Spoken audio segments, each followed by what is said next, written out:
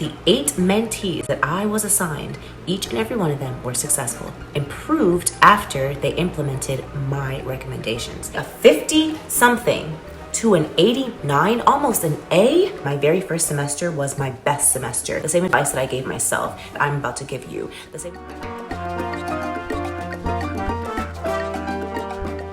Bonjour. Let's have a conversation about basic sciences. First and foremost, I have to say congratulations. If you're watching this video because you just got accepted to medical school, congratulations for getting accepted. You are about to embark on a beautiful journey. No matter where you are going to rock this thing. Now, I'm sure that you are filled with an array of emotions right now, but I have to tell you my very first tip: get off social media. Get off social media. Now, you can have the account just to browse every now and then, but you need to pay attention to your screen time. When I was in medical school, my screen time, I kid you not, was down to 2 hours and 3 minutes. I don't think people realize the importance of having that screen time analytics sent to you once a week. It's very, very, very important. And if you are in med school, you should not be anywhere near 6 hours because you have better things to do, such as passing your exams. FOMO. Fear of missing out. Do not let FOMO keep you engaged with social media. You will not miss out on anything. I guarantee you, whatever is happening on social media right now, it'll still be happening. It'll still be happening at the end of the week when you finish everything and you feel accomplished. Someday and it's game time and it's time to go. You have a test tomorrow. It's not time to just wallow on social media and to see what everybody else is doing. We'll be jealous. See, when you see your friends on yachts having a good old time and you're stuck in a library, do you have time to be depressed when you have an exam? You don't. So social media, let's just limit it, if not eliminate it completely. So the 5th semester, we're not gonna worry about that. We're gonna worry about the 4 basic science semesters. Now let's get into the medicine's way of basic sciences. I want to talk about the 3 things that I always did. So I read something, I watched something, then I reinforced it.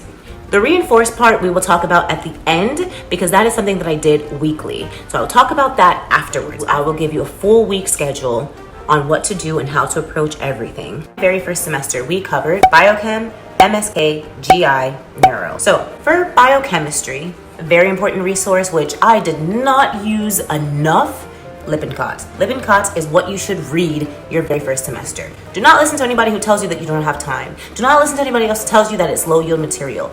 The thing with Lippincott is that if you're an IMG, if you are somebody who needs to eventually take a CBSE exam, the exam that you take at the end of basic sciences before sitting for step 1, that exam, the only way to get the information for the exam is if you know the fundamentals. It's if you know the basics. And Lippincott teaches you the basics. Do not skip over Lippincott. Read it.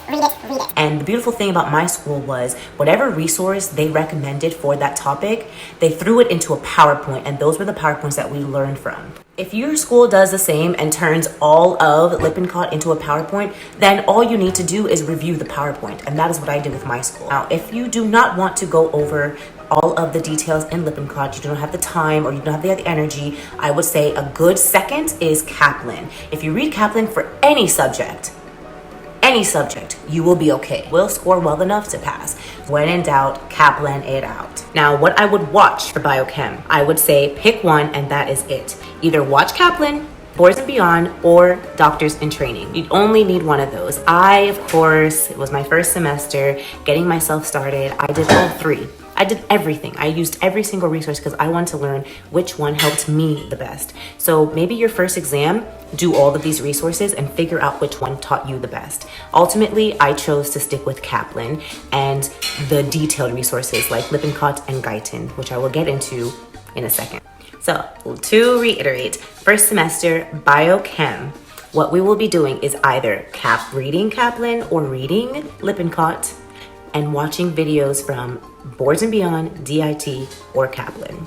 Let's move on to musculoskeletal, MSK. The only book that I read for MSK was Kaplan. However, I supplemented with anatomy textbooks. I used Gray's Anatomy, Netter's, and Moore's. For MSK, I chose one, either Boards and Beyond, DIT, or Kaplan. You don't need to do all 3, but if you have the time, go ahead and do all 3. By the second resource, you could probably kick it into 2 speed, but it's not about quantity, it is about quality. You don't want to do every single resource known to man and get absolutely nothing from it. You want to pick one resource, dissect it, and that is all that you need. Moving on to the next section, that was gastroenterology. For Med 1 GI, what I did was I read Kaplan, of course, because I had already fell in love with Kaplan for my first exam that covered biochem and MSK. So I stuck with Kaplan, but I did Guyton, Costanzo in addition to doing Kaplan. Guyton, big old book, understanding everything, detailed. Costanzo, big book, but a little easier to read. Kaplan, just high yield. The things that you absolutely need to know. In terms of GI, gastroenterology, what would you read? I would say Kaplan, Guyton, or Costanzo. In my opinion, you do not need to read all three. Again, it is not about the quantity, it's about the quality. If you want detailed, specific knowledge, you go to Guyton. Guyton number 1 will give you detailed, specific knowledge, everything that you need. If you want something that's gonna give you details, but is an easier read, I would say Costanzo for physiology, all things physiology, Costanzo or Guyton. The motherboard of books would be Kaplan. Now, in terms of what I watched for GI, again, we already know this, Boards and Beyond, DIT, and Kaplan. Now, because GI and the rest of these subjects incorporated a lot of physiology, I threw in physio videos because I heard a lot about physio and I wanted to know more about it. I wanted to do the research for myself. Again, my very first semester, I did every single resource known to man.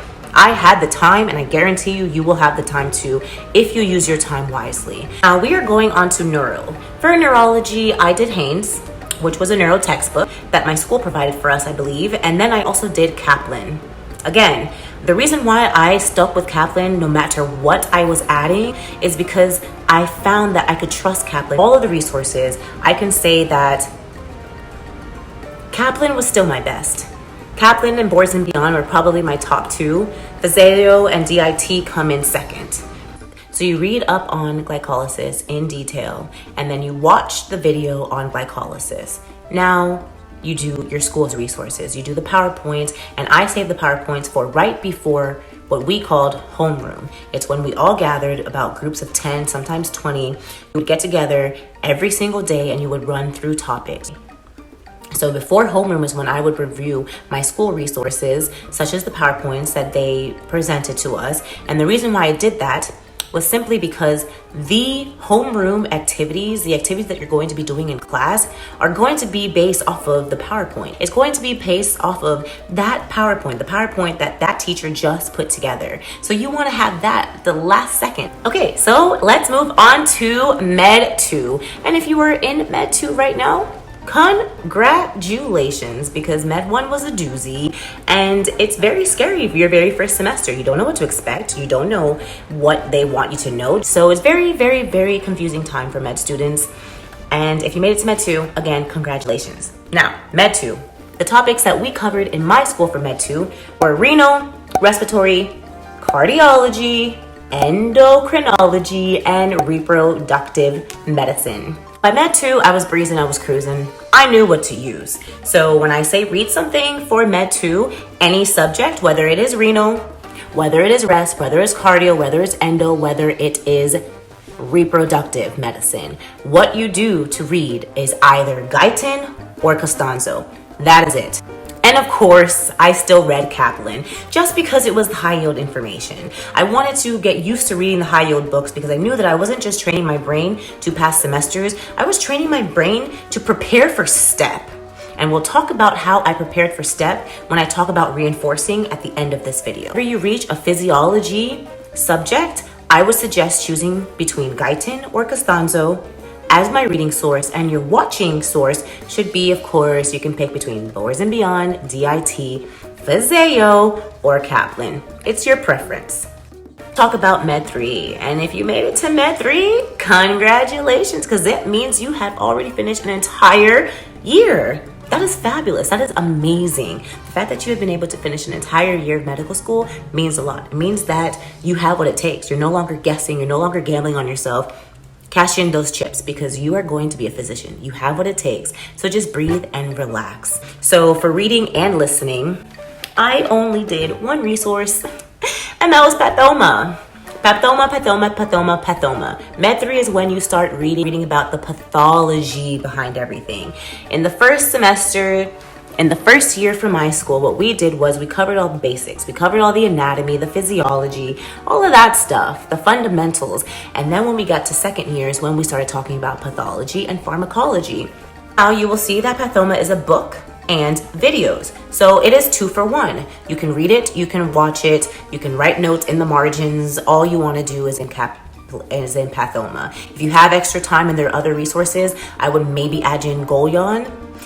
Now for Med 4, if you are in Med 4, congratulations, because you're almost done. You are almost, congratulations, doctor, because you are about to finish medical school. Well, you're about to finish basic science portion of it, but it's still a big deal because those first 2 years are the hardest, in my opinion. Now that I'm in clinical rotations, I would definitely say that those first 2 years are the hardest because you're not only preparing for your subject exams, but you are also trying to make sure that you prepare for step 1 at the same time. And that is when Med 4 becomes a little tricky because unless if you knew all of that information from Med 1, 2, and 3 and you were constantly reviewing it and you spent your summers reviewing it, Med 4 is a time where you're trying to review all of the information that has left your head plus learn more high-yield information, more in-depth information, more pathology, more pharmacology. It's a very difficult semester because it's so jam-packed.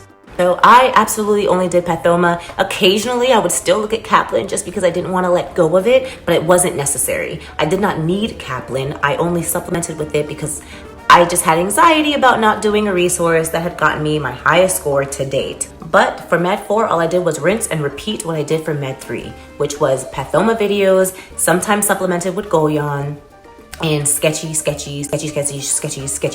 Now, let's talk about high-yield resources such as Sketchy Medical. Of course, I did to cover the basics and understanding of microbiology and pharmacology. I personally use Sketchy Medical, but I wasted time not using Sketchy Medical, and ultimately I had to catch up and watch all of the Sketchy videos 2 days shy of my exam. 2 days shy of my exam, I went through and I crammed all of the Sketchy videos because at that point I had done all the other resources and nothing was helping me to understand and memorize this microbiology and this pharmacology. If you do not believe me, go ahead, go forth and use whatever other resources you want to use. And I can almost guarantee that you're gonna, once you try Sketchy, you are going to fall in love with it and you're going to realize why everybody else loves this resource. There's just something about the visual aids that gets it stuck in your head.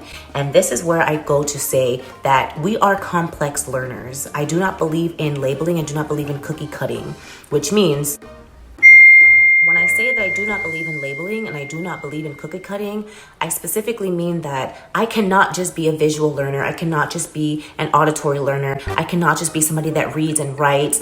No, I am complicated.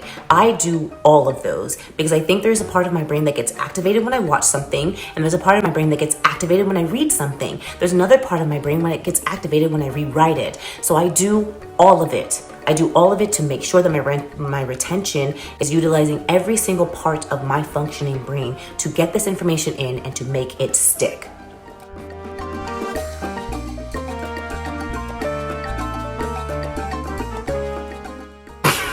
Other resources that I didn't mention because I tried them and I didn't like them is BRS. Specifically, just not my style. I do not like reading something that is in note fashion unless if they're my notes. But BRS is written in note fashion, but they're not my notes. So it's not a story. It's just bullet points. So I feel like I'm not getting a picture. I'm just getting bullet points to memorize. So it's something that I would probably use after I have read something in detailed. But to learn for the very first time, it wasn't my style. Additionally, Notability. The reason why I didn't use Notability maybe is because I didn't have an Apple Pencil. But this is what I use instead for my notes, and you guys are going to be amazed. So these are my notes, guys.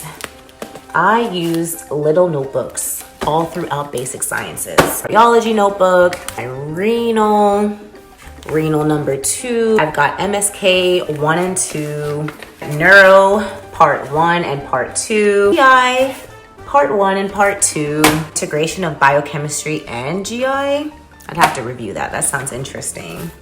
And then I have cardiology part 2. So if you see, that is for first year. First year, I did all my writing in there. Third year, I stopped doing that because of Pathoma. Pathoma gave you a book to write in. Now, at the end of the week, I would review these notes, but these notes were mainly for right before test day, because the only thing I would write down in these notes are the things that I did not know. I never ever wasted time rewriting the entire paragraph. You don't need to write down all the things that you know. You don't need to write down the chart if you know all those values, if you understand it.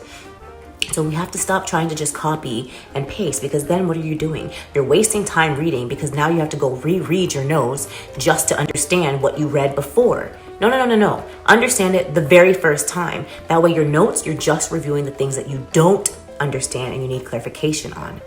Okay, so just for funsies, let's look at, this is my integration of biochemistry and GI notebook. So let's look at this chart here. It is talking about iron deficiencies versus lead poisoning versus vitamin B6. So if you see here, I rewrote all of this because this is something that I can't just stare at and understand. I would have to stare at it multiple times in the beginning because it's my first time learning about all of this. So I needed to see it over and over and over again. If you look at the other page, here is the bilirubin pathway. So I redid the pathways. Things like that would go into my notebook. So if Monday is the very first day and we're covering glycolysis, I would take out my preferred resource, my preferred reading source, and I would read it. I would read it in detail, and I always read first simply because that is the time that you are getting the most information. The very first time that you read on something, it's when information is new. Information is very new and you want it to be clear. You do not want it to be on 2-speed, because we all get tempted to watch our videos on 2-speed. You do not want it to be visuals just flashing by or a high yield points just flashing by. You want it to be a detailed understanding your very first time. So I would read something in detail, followed by watching a video. This is the key: reinforcement. Now, what do I mean by reinforcement? What I did and what all of my mentees did to reinforce this information was at the end of every week, for me it was Fridays, we would call it Wrap Up Fridays, RX Fridays. But this is my favorite resource because you can read, you can watch, you can question all in one resource. And that is when I would go through all of the topics throughout the week in RX, USMLE RX. It's an online program. Kept me completely organized all throughout basic sciences, being able to wrap up with one resource at the end of the week. So after I would read, I would watch, I would do the questions. And sometimes it varies. It could be 2 questions, it could be 20 questions for that topic. So at the end of the week, I would open up my RX and I would go through, let's say that very first week is glycolysis, gluconeogenesis, HMP shunt, click, click, click. And I would do everything for that resource. Now keep in mind, this resource at first lets you read the page, and the page corresponds with your first aid book. So I have my first aid book open, I have RX open on my computer, and I'm reading the page. And if you look on RX, they give you, after the reading, they give you videos. So then I would watch the video on those subjects. So I would go ahead, read gluconeogenesis, then watch gluconeogenesis all in RX. Then, this was the best part. They give you specific questions for that page in first aid. Now, what am I doing here? I am building my step 1 knowledge while also reinforcing what I had just learned that week. Now, the last thing that RX also offers you is flash facts. Flash facts are for those who love flashcards, and those are the flashcards for that page that you had just read, you had just watched, you had just answered questions for, and now they're giving you note cards? Brilliant. Simply brilliant. And these are from the makers of first aid, so it corresponds with your actual first aid textbook, which we all know is the Bible. I know a lot of med students say do not open your first aid until you're studying for step 1. I didn't agree because in my school, the PowerPoints were not enough, so we relied a lot on high yield resources. So everything I'm telling you here, I learned by myself. I had to figure out what resources I could use. And when I found RX and I found first aid, when I'm telling you that relationship right there, it is the key. It was the key to my success, and all of my mentees would agree. Sheet of notes from the RX videos, from the RX questions, all of that would go into my first aid book. So I was also building a very good first aid foundation. So my first aid was filled with notes that I had accumulated from the very first day of medical school up until the last. And those notes plus these notebooks, that's what I reviewed before test day. And I would review those notes, I would do the questions, and that is how I prepared for my exam. Okay, so let's talk about what I did before the exam. For each and every exam, me, my mentees and I, we always did 1,000 questions. For my school, sometimes we would get 1 to 2 weeks off before our next exam. And during that 1 to 2 week period is when I was hammering questions. And when I tell you hammering in, I mean, I did not fail to at least do 1,000 questions to prepare for my upcoming test. Now, preparation is key. That way, when you're answering the questions and you get to a difficult question, you're able to confidently choose your answer. Even if you're guessing, it can be a confident guess because you want to be able to trust the fact that you prepared enough. You need to be able to trust in your preparation. And the only way to trust in your preparation is if you do the preparation, if you read enough, if you watch enough, and you reinforce enough. Now, reinforcing weekly is very, very, very important. And then at the end, when you're going to get ready to do your 1,000 questions before your exam, keep in mind you're going to be doing a lot of RX reviewing. Tons of RX reviewing, and it's going to be a hefty amount of questions, but it's all going to be worth it because you want to see those questions before the exam. Learn how to answer questions, not just a bunch of knowledge. That's why I would do 1,000 questions. That is exactly why I would do 1,000 questions leading up to the exam, because it wasn't just about the knowledge in my head, it was about learning how to think like a test writer and then becoming a test taker. And the only way to do that is by exposure. The only way to do that is if you get your hands dirty and you actually do some questions and you fail some blocks. You're not going to get a perfect score. But wouldn't you rather fail before the test? Wouldn't you rather test yourself on 1,000 different questions before the test? And that is why I did that. There are a few subjects that I didn't mention, such as biostatistics and epidemiology, public health sciences, behavioral sciences, psych. Those, I simply used YouTube to reinforce my school's PowerPoints. That's all I did. Everybody that I know used Anki. Let's talk about flashcards, let's talk about Anki. Now, I would have to say that I regret not using Anki simply because I think that would have gotten me over into just a better scoring range. At the time, I would suggest using Anki because of my colleagues that used it, their retention was like this. It wasn't about reading the vignette and trying to understand. I had that aspect of it where I can understand what was going on by the question stem and be able to use my information to pull out the question. But they were able to see one word and know that this was the answer. And I noticed that with everybody that used Anki because that's what it did. It built your recall. If you want to get into a range where you are just spitting the information out and you just know it on the tip of your tongue, Anki, my biggest regret.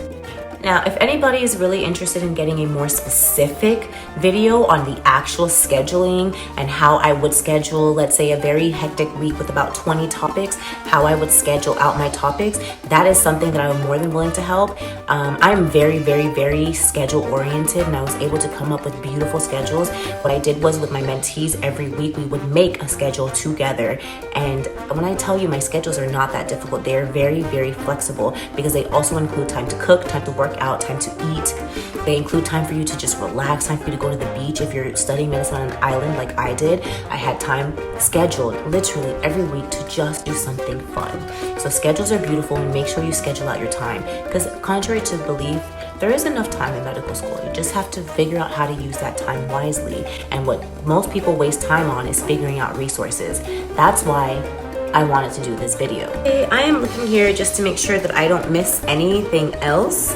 But I do believe that those are all of the tips that I have to share for basic sciences. And again, I hope that you guys enjoyed this video.